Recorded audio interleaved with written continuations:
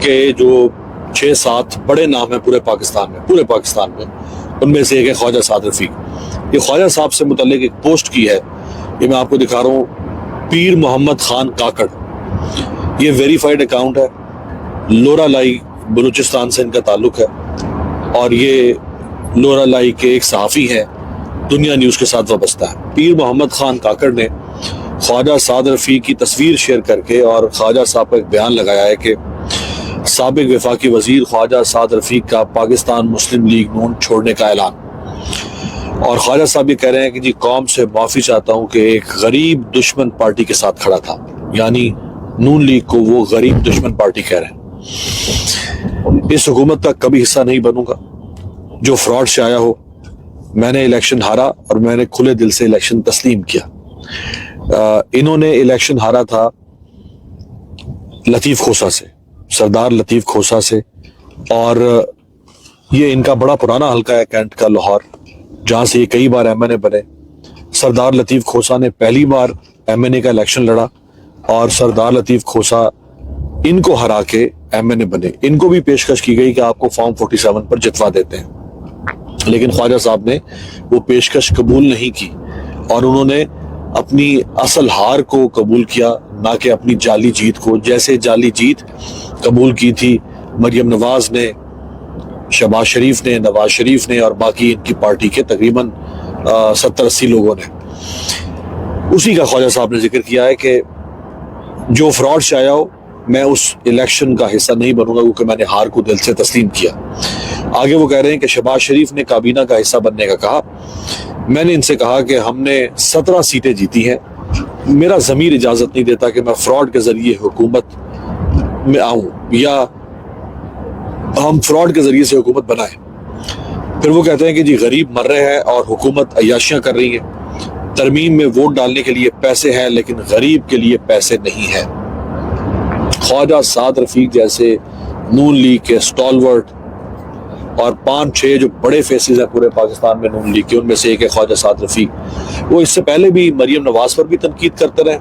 جس وقت عمران خان نے سلمان اکرم راجہ کو پارٹی کا جنرل سیکرٹری بنایا تو خواجہ سعد رفیق صاحب نے ٹویٹ کی اور انہوں نے کہا کہ جی عمران خان کے بھلے ہم مخالف ہیں لیکن ہمیں یہ بات ماننی پڑے گی کہ عمران خان نے کبھی اپنی پارٹی میں اپنی بہنوں کو، بچوں کو، اپنے خاندان کو پوزیشنز نہیں دی۔ اگر آج اس کی پارٹی میں جنرل سیکرٹری کی سیٹ خالی ہوئی تو اس نے ایک وکیل کو جو کچھ عرصہ پہلے اس کی پارٹی میں شامل ہوا، جو کہ پی ٹی آئی کا بہت پرانا ساتھی بھی نہیں ہے، ورکر بھی نہیں ہے، اس نے پارٹی کا جنرل سیکرٹری بنا دیا۔ اور انہوں نے کہا کہ ہماری سیاسی جماعتیں جو ہے وہ تو پرائیویٹ لمیٹڈ کمپنیاں بن چکی ہوئی ہیں، فیملی لمیٹڈ کمپنیاں بن چکی ہوئی ہیں۔ اس کے علاوہ ابھی خواجہ سعد رفیق کئی موقعوں پر جو کچھ ہو رہا ہے اس پر تنقید کرتے رہے ہیں۔ وہ عمران خان پر بھی تنقید کرتے ہیں لیکن وہ جو ہو رہا ہے اس پر بھی تنقید کرتے رہے۔ تو اگر تو یہ خبر ٹھیک ہے جو پیر محمد خان کاکڑ نے شیئر کیا ہے تو سمجھیں کہ یہ ایک بہت بڑی خبر ہے۔ خواجہ سعد رفیق کا نون لیگ چھوڑنا یہ بہت بڑی خبر ہے۔ اب آ جائیں جی اگلی خبر کی طرف۔ سوئٹزرلینڈ میں آپ نے دیکھا نواز شریف اور مریم نواز کی جو وہاں تذلیل ہوئی اور پاکستانیوں نے آ کے ان پر ہوٹنگ کی، دلکارا انہیں کہ یہاں پہ آپ لوگ وہاں سے پیسہ چوری کر کے یہاں آتے ہو، یہاں یاشو کی زندگی گزارتے ہو، گھومتے ہو، پیچھے لوگ تمہارے صوبے میں مر رہے ہیں، تمہارے ملک میں لوگ مر رہے ہیں، تمہارا علاج وہاں ہو نہیں سکتا، تم علاج کروانے کے لیے یہاں آ گئے۔ تو اس پہ 2 دن تو وہ خبر چلتی رہی۔ اب اس پہ بڑی شرمندگی ہوئی ان کو، شریف خاندان کو، کہ یہ تو لوگ ہمیں لندن تک تو ٹھیک تھا، یہ لوگ اب ہمیں یہاں بھی ہمارے پیچھے آ گئے ہیں سوئٹزرلینڈ تک، پاکستان میں بھی ہم ذلیل ہو رہے ہیں، لندن میں بھی ہم ذلیل ہو رہے ہیں، اب ہم ذلیل ہونا شروع ہو گئے ہیں سوئٹزرلینڈ کے اندر۔ تو اس کے بعد انہوں نے ایک پلانٹڈ قسم کی ویڈیو بنائی ہے، یعنی ان لوگوں کو اپنی نہ عزت کروانی آتی ہے نہ ذلت سے بچنا آتا ہے۔ چلے جس کو ذلت سے بچنا نہ آتا ہو وہ تو اس کے بس میں نہیں ہے، عزت بنانی تو اس کے بس میں ہے نا، ان کو عزت بھی بنانی نہیں آتی۔ اب انہوں نے جو یہ ایک فیک ویڈیو بنوائی ہے یہ ذرا دیکھیں پھر اس پہ بات کرتے ہیں۔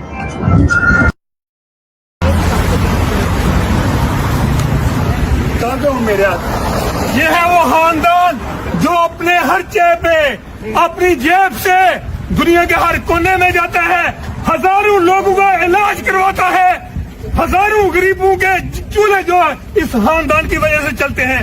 وہ 2 ٹکے کا نیازی جس کی اوقات یہ ہے कि वो इनके घर के सामने बैठ के इनसे भीख मांगता था।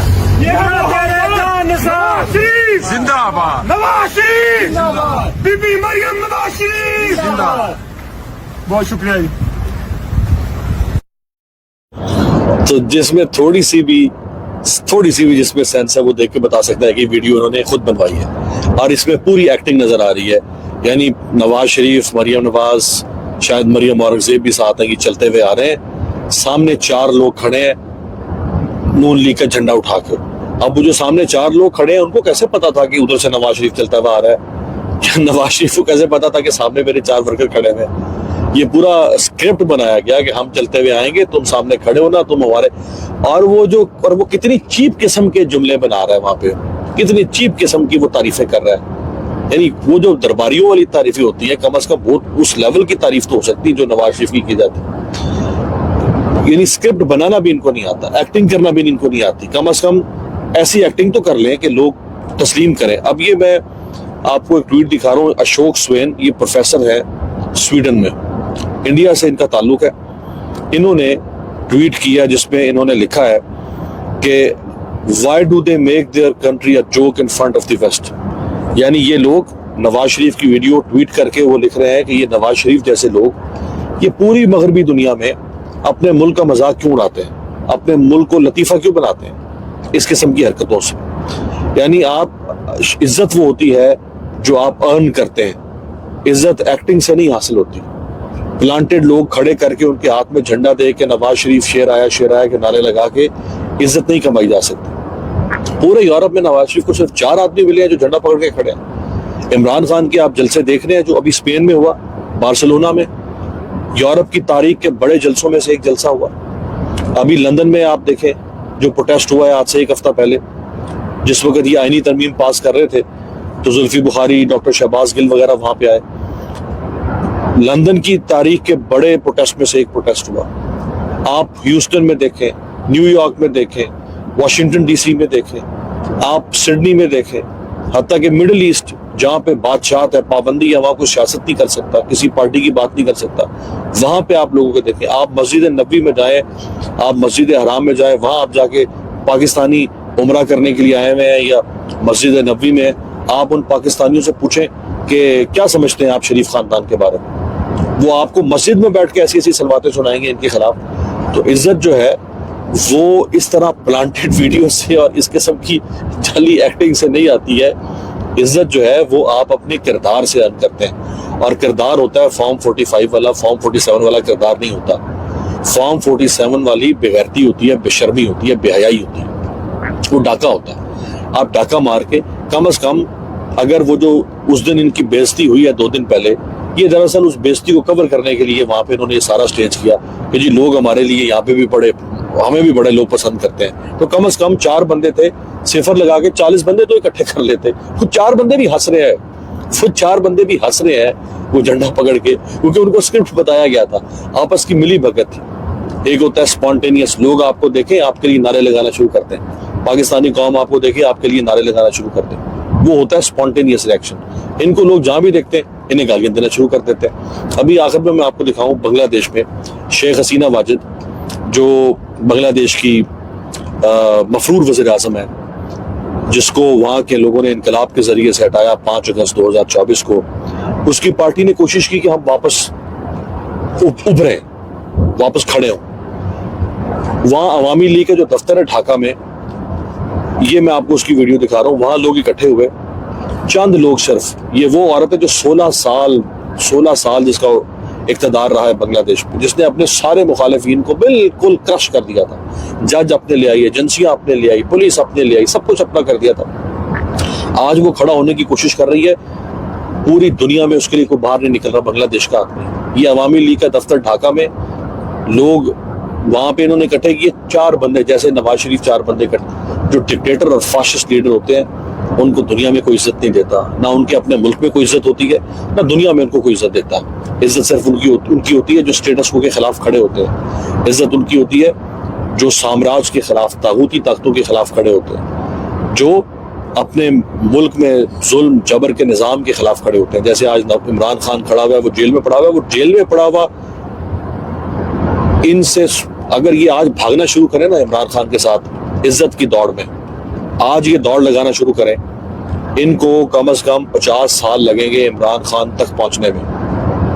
50 سال اگر یہ آج بھاگنا شروع کریں، آج اگر یہ طے کر لینا کہ ہم نے اپنے کرتوت ٹھیک کرنے اور ہم نے عمران خان کا مقابلہ کرنا ہے، عمران خان کی عزت اور اس کے نام اور مقام تک پہنچنے کے لیے یہ شریف اور زرداری خاندان کو 50 سال چاہیے، بشرطے کہ یہ اپنے کرتوت ٹھیک کرے.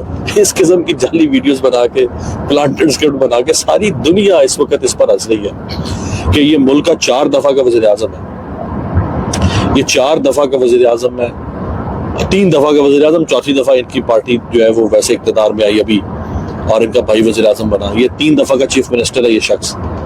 اس کو سوئٹزرلینڈ کے اندر 100 آدمی نہیں ملا اور نیچرل طریقے سے کوئی انڈیجنس یا سپونٹینیس قسم کا کوئی پبلک ریاکشن ان کے حق میں نہیں آ سکا.